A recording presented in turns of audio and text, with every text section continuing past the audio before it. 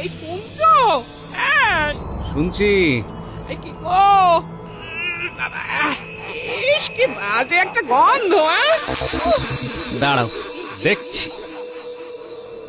এই সাবধানে যেও। একটা কাপড়ের পোটলা। ইস, কি গন্ধ! কি ওটা? কে ফেললো? কি আছে গো? বুঝতে পারছি না, খুব খারাপ গন্ধ, বুঝলে? কোথা থেকে এলো? বাইরে থেকে। দেখি তো, বাইরে গিয়ে দেখি। আরে, কেউ তো নেই গিন্নি। সে কি গো? তাহলে তাহলে ওই রকম ভাবে হাসলো কে? আর ওই নোংরা জিনিসটা ফেললো কে? কি হলো বলো তো? গোপাল এখনো এলো না কেন? ওর তো নানা রকম কাজকর্ম থাকে, আসলে সবগুলোই অকাজের, তাই কাজের কাজগুলোর সময় গোপাল দেরি করে। ওই তো গোপাল আসছে, কিন্তু গোপালকে এত বিধ্বস্ত দেখাচ্ছে কেন? কি গো গোপাল, কি হয়েছে?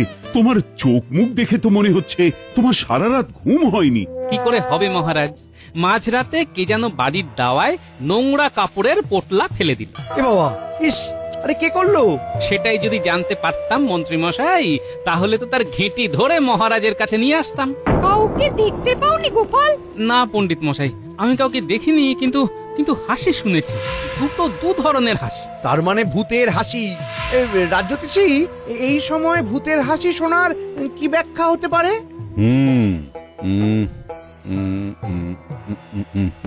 এই পিতৃপক্ষের সময় এই ধরনের উপসর্গ তো ভালো নয় গোপাল।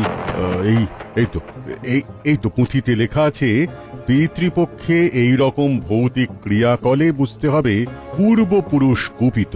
ও বাবা, ইস, কি হবে তাহলে? প্রতিকার তো আছে, আমাকে একটু দেখতে হবে। গোপাল, তুমি চিন্তা করো না, আমরা তো আছি, তোমার এই দোষকে ঠিক কাটিয়ে দেব। বাবা, মন্ত্রী মশাই যেন একটু বেশি ব্যস্ত বলে মনে হচ্ছে। এটাকে বলে উৎব্যস্ত। বাহ বাহ মন্ত্রী, বাহ! তোমার এই গোপালের প্রতি দরদ দেখে আমার খুব ভালো লাগছে। দরদ হবে না? কি বলছেন মহারাজ? গোপাল তো আমার সহকর্মী। এক সহকর্মী আর এক সহকর্মীর বিপদে পাশে দাঁড়াবে না মহারাজ?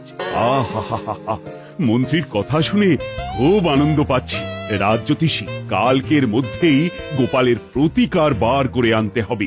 আমি চেষ্টা করব মহারাজ। হ্যাঁ, কি বলছো গো? মাঝরাতে এ কি উপদ্রব! আর বলো না, কাল সারা রাত কিভাবে কেটেছে তোমাদের বলে বোঝাতে পারবো না, একদম বলে বোঝাতে পারবো না। আমরা বুঝতে পারছি, তবে এইসব ভালো না। একটা ভালো দেখে ওঝা ডাকো তো, বাড়িটাকে ভালো করে ঝাড়িয়ে নাও দেখি। কিছু তো করতেই হবে। ওরে বাবা, কি ভয়ানক হাসির আওয়াজ! আমার তো হাড় পাঁজরা সব হিম হয়ে যাচ্ছিল। তোমরা কাউকে দেখতে পাওনি? তোর ভূতকে কি কখনো দেখা যায় নাকি পুটি? ওরা অদৃশ্য হয়েই ওদের কাজকর্মগুলো করে। জানি না বাবা, আজ রাতে আবার কি ঘটে জানি না। মন্ত্রী মশাইয়ের উৎসাহ একটু বেশি বলে মনে হলো না? তোমার নজর এড়ায়নি দেখছি। তার মানে কি বলতে চাইছো গোপাল? মন্ত্রী মশাই ভূত ঢুকিয়ে পোড়াতে চাইছে কপাল? এত তাড়াতাড়ি সেটা কি করে বলি বলো তো? আজ রাতটা একটু ভালো করে সাহস নিয়ে জেগে থাকো, তবে রাজ্যতীশীর কথা একেবারে উড়িয়ে দেওয়া যায় না। হ্যাঁ, এইরকম কিন্তু ঘটে গোপাল। দূর, সব বাজে কথা। আমি ভূতের অস্তিত্ব স্বীকার করি না। হ্যাঁ, ভূত আছে, আমিও মানি, দুরু দুরু বক্ষে। রাত্রিবেলা থাকতে পারি না কো মোটে অন্ধকার কক্ষে। ওটা তোমার মনে হচ্ছে, আমিও তো একা থাকি। কই, আমায় তো ভূত কিছু করে না। আমিও ভূত দেখিনি, কিন্তু অন্ধকার রাতে ওই মাঝে মাঝে কেমন যেন ওই ভয় পেয়ে যাই। গোপাল, এক কাজ করো, চলো আমার বাড়ি, তোমাকে একটা মনের জোর বাড়ানোর ওষুধ দেব। এটা খেলে মনটা শান্ত আর স্থির থাকবে। হ্যাঁ, আজ কিন্তু ওই ঘুম হলে চলবে না গোপাল, আজ সজাগ থাকতে হবে। ওই ওষুধটা খেলে কিন্তু তোমার স্নায়ুগুলো সতেজ আর টান টান থাকবে। চলো বিজ্ঞানী, আজ রাতে তোমার এই ওষুধের প্রয়োজন আছে। হ্যাঁ, চলো। কি শুনছি মহারাজ, গোপালের বাড়িতে কাল কেউ ময়লা ফেলেছিল? কেউ ময়লা ফেলেছিল মানে? এই, তুমি জানো আসল ব্যাপারটা কি? আমি তো সেটাই জানতে চাইছি মহারাজ, বলুন আপনি। গোপালের ওপর গোপালের পূর্বপুরুষ কুপিত, এটা একটা অভিশাপ। এই বিধানটা কে দিলেন? রাজ জ্যোতিষী প্রতিকার কিছু বলেছেন তিনি? কাল জানাবে। তবে বুঝলে রানী, আজ মন্ত্রীর ব্যবহার দেখে মনটা সত্যি খুব ভালো হয়ে গেল। কেন কেন, মন্ত্রী আবার কি করলো? মন্ত্রী গোপালের জন্য খুব চিন্তা করছিল, গোপালের কিসে ভালো হয় তাই নিয়ে কি ভাবনা। আহা, চোখ একেবারে জুড়িয়ে গেল। মন্ত্রীর ওপর আপনার ভরসা থাকতে পারে, কিন্তু আমার মোটেও নেই। তোমরা সব সময় এত নেতিবাচক ভাবনা ভাবো কেন বলো তো? তবে আমি মন্ত্রীর ওপর পূর্ণ বিশ্বাস রাখছি। আমি আশা করব আপনার বিশ্বাস যেন জয়ী হয়, তবে আমার এ বিষয়ে সন্দেহ আছে। আজ বোধহয় কিছু ঘটবে না, রাত তো অনেক হলো। না না না না, ঘুমিও না ঘুমিও না, ওরা তো অশরীরী, কিন্তু দেখা যায় না গো। ওরা কিন্তু আমাদের দেখতে পাচ্ছে, বুঝলে? আমরা যেই ঘুমাবো সাথে সাথে ওরা ওই নোংরা জিনিসপত্র নিয়ে আক্রমণ করবে। বাবা রে বাবা, কি জ্বালায় পড়লাম। ঠিক আছে, নাও। রেগে আছি। আর কদিন পর মহালয়া, ভালো করে পিতৃপুরুষদের উদ্দেশ্যে জলদান করে এই অভিশাপটা কাটাও গো, কাটাও। কোনো অভিশাপ নয়। আচ্ছা, আমরা কি কোনো খারাপ কাজ করেছি গিন্নি যে আমাদের পূর্বপুরুষ আমাদের উপর রেগে যাবেন? না, কেন তো করিনি।